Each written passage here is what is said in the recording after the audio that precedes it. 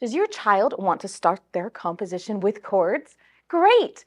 Let's do a quick review of how we normally see our chords in our song. Do you know what chord normally comes first? This is the red chord.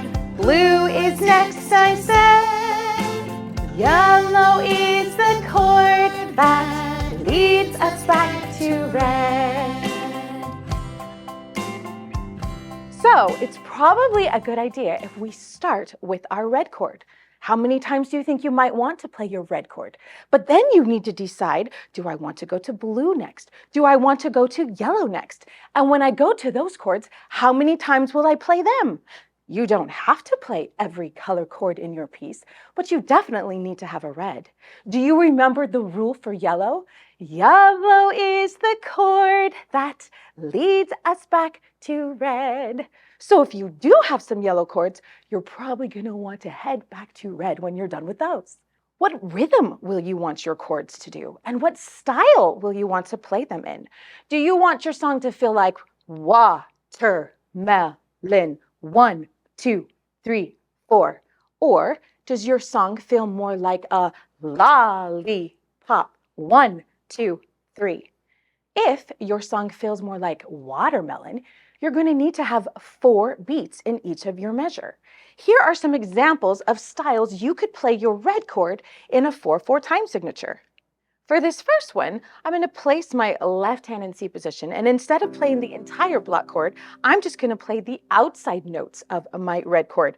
Do you see how I'm not actually playing the middle note? I'm playing a 5th, and I could play 1, 2, 3, 4 red chords and fill up my 4/4 measure.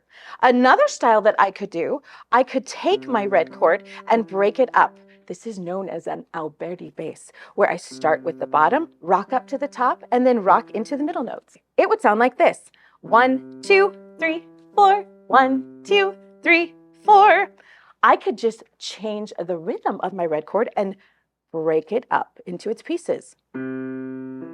Did you hear my shoot the slug? And I just broke my red chord into its pieces. I could also play my block chord, but play it on different beats. I could do a rest, 2, 3, 4, 1, 2, 3, 4. There's so many different ways that you could play your red chord in a 4/4 time signature. Do any of those styles feel like they could belong in your story?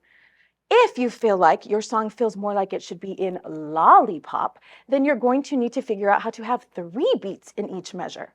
Here are some examples of how you could play your red chord when there's 3 beats in each measure. You could play your chords broken. This time I'm going to do it with my right hand.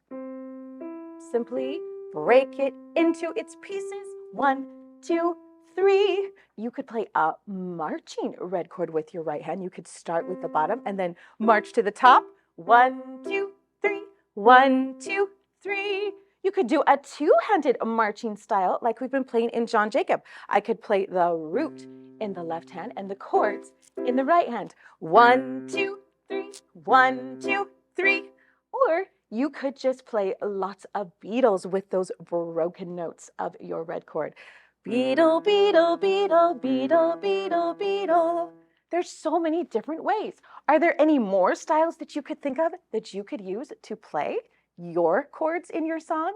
Once you've figured out the style of your chords, you need to figure out where and how you'll play those chords. Will you do them staccato or legato? Maybe you'll play them piano or forte, or maybe you'll play them up high or down low on the keyboard. You get to decide however it sounds like it will work in your story.